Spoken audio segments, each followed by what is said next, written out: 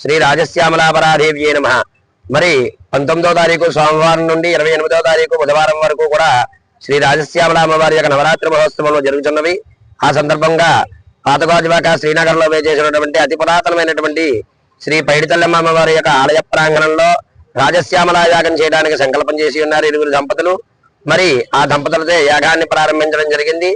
ఈ రోజు 6వ రోజు చక్కగా ఉదయకాలంలో ఆదవ పూజ్య వినాయక అన్నట్లుగా విఘ్నేశ్వర పూజ, పుణ్యాహవాచనము, పంచగవ్య ప్రార్థన, మండప పునఃపూజలు, ప్రధాన కలశావాహన పునఃపూజలు ఇత్యాది కార్యక్రమాలు, అభిషేకం, అలాగే సాయంకాలం కృత్యంలో రాజశ్యామల హోమము, సకల దేవత మూలమంత్ర హోమములు, అలాగే చక్కనైనటువంటి దశ మహావిద్యల్లో ఉన్నటువంటి మూలమంత్ర హవనాది కార్యక్రమాలన్నీ కూడా ఈ రోజు చేయడం జరుగుతుంది.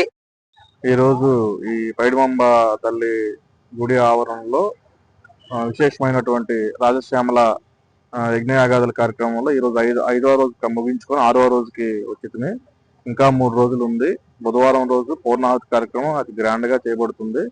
ఈ రోజు ప్రముఖ వ్యక్తి ముఖ్య అతిథిగా మన పబ్లిక్ ప్రాసిక్యూటర్ విశ్వనాథం గారు వచ్చారు. ఆయన కూడా అమ్మవారిని దర్శించుకున్నారు. అలాగే నెక్స్ట్ రేపు ఎల్లుండి కూడా ప్రముఖులు వస్తున్నారు. బీజేపీ ముఖ్య నాయకులు కూడా ఇక్కడికి రావడం జరుగుతుంది. కార్యక్రమాలు కూడా చాలా గ్రాండ్ గా జరుగుతున్నాయి. అమ్మవారిని వీలైనంత వరకు చాలా మంది ఈ మీడియా ద్వారా తెలుసుకొని దర్శించుకుంటే వాళ్ళ కోరికలు నెరవేరుతని మా యొక్క విన్నపం. పైడితల్లి అమ్మవారు ఈ శ్రీనగర్ గాజువాక ప్రాంతాల వెలుపుగా అనేక సంవత్సరాలుగా మనందరికీ తెలిసింది. ఉత్సవాలు ఘనంగా జరుగుతున్నాయి. కోరికలు తీర్చే అమ్మవారుగా పైడితల్లి అమ్మవారు ఇక్కడ వెలిసి ఉన్నారు. ఈ శ్రీనగర్ ప్రాంత భక్తులందరూ కూడా ప్రగాఢ విశ్వాసాలతో అమ్మవారిని తమ కోరికలు తీర్చే నిత్యం పూజలు చేస్తూ ఉంటారు.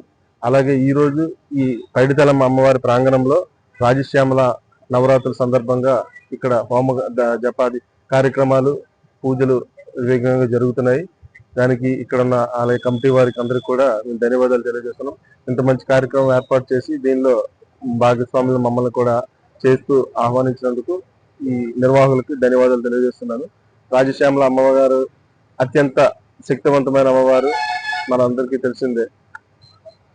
కావున ఈ నవరాత్రుల సందర్భంగా అమ్మవారిని విశేషంగా పూజలు చేసుకొని తమ కోరికలు తీర్చుకొని ఈ అవకాశం కల్పించారు. కాబట్టి నిర్వాహకులు ఇక్కడ చుట్టుపక్కల ప్రాంతాల వాళ్ళందరూ కూడా ఈ అవకాశాన్ని సద్వినియోగం చేసుకొని అలాగే జరగబో పూర్ణాహుతి కార్యక్రమంలో విశేషంగా జనాలందరూ పాల్గొని అమ్మవారి కృపకు పాత్రలు కాగలరని కోరుకుంటున్నాను.